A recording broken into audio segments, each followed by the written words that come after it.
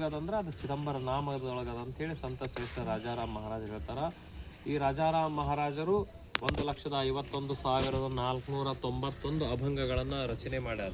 ಇದರಲ್ಲಿ ಕಥಾಪರ ಅಭಂಗಗಳು, ನಾಮಪರ ಅಭಂಗಗಳು, ಕರುಣಾಪರ ಅಭಂಗಗಳು, ದಾವಾಪರ ಅಭಂಗಗಳು, ಸ್ವರೂಪಪರ ಅಭಂಗಗಳು ಅಂತೇಳಿ ಅನೇಕ ಪ್ರಕಾರದ ಅಭಂಗಗಳವ.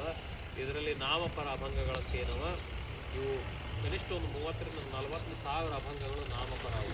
ನಾಮಸ್ಮರಣೆಯಲ್ಲಿರುವಂಥ ಶಕ್ತಿಯನ್ನೇ ಅವು ತಿಳಿಸ್ಕೊಟ್ಟಾವ. ಅದಕ್ಕೆ ಈ ಅಭಂಗ ಏನದ ಅತ್ಯಂತ ಮಹತ್ವವಾಗಿರ್ತಕ್ಕಂಥ ಅಭಂಗ.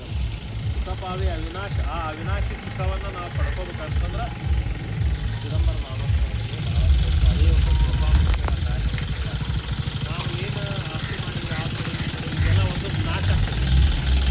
ಭಾಳ 50 ವರ್ಷ ಸುಖಪಾವಿ ಅವಿನಾಶ ಅಂತಂದ್ರೆ ನಾವೇನು ಇವತ್ತು ಚಿದಂಬರ ನಾಮಸ್ಮರಣೆ ಮಾಡಿ ನಾವಿರ್ತೀವಿ, ಅದು ನಮಗಷ್ಟಲ್ಲ, ಮುಂದೆ ನಮ್ಮ ಪರಂಪರೆಗೂ ಅದು ಸುಖವನ್ನೇ ಕೊಡ್ತದೆ ಅಂತೇಳಿ ಸಂತ ಶ್ರೇಷ್ಠ ರಾಜಾರಾಮ್ ಮಹಾರಾಜ್ ಹೇಳ್ಯಾರ. ಯಾಕಂದ್ರೆ ರಾಜಾರಾಮ್ ಮಹಾರಾಜ ಸಾಮಾನ್ಯವಾಗಿರ್ತಕ್ಕಂಥ ವ್ಯಕ್ತಿ ಅಲ್ಲ.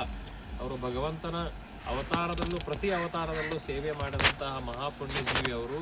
ಅಂತಹವರ ಮಾತಿನ ಮೇಲೆ ನಾವು ವಿಶ್ವಾಸ ಇಡೋದು ಬಹಳ ಅವಶ್ಯಕತೆ ಅದ. ನಿನ್ನೆ ಸಾಯಂಕಾಲದಿಂದ ಇವತ್ತಿನವರೆಗೂ ದೇವಗಿರಿ ಗ್ರಾಮದಲ್ಲಿ ಅತ್ಯಂತ ಸುಂದರವಾಗಿ ಸತ್ಸಂಗ ಕಾರ್ಯಕ್ರಮ ಅತ್ಯಂತ ಶ್ರದ್ಧಾ ಭಕ್ತಿಯಿಂದ ನಡೀತು. ಚಿದಂಬರ ಮಹಾಸ್ವಾಮಿಗಳ ಕೃಪಾ ನಮ್ಮ ಮೇಲೆ, ನಿಮ್ಮ ಮೇಲೆ, ಎಲ್ಲರ ಮೇಲೆ ಇರಲಿ. ಚಿದಂಬರ ಮಹಾಸ್ವಾಮಿಗಳು ಎಲ್ಲರಿಗೂ ಅನಂತ ಸುಖವನ್ನೇ ಕೊಡಲಿ, ಅನಂತ ಕಲ್ಯಾಣವನ್ನು ಮಾಡಲಿ ಅಂತೇಳಿ ನಾವು ಪಾದಯಾತ್ರೆಯನ್ನು ಮುಂದುವರುತ್ತೆ.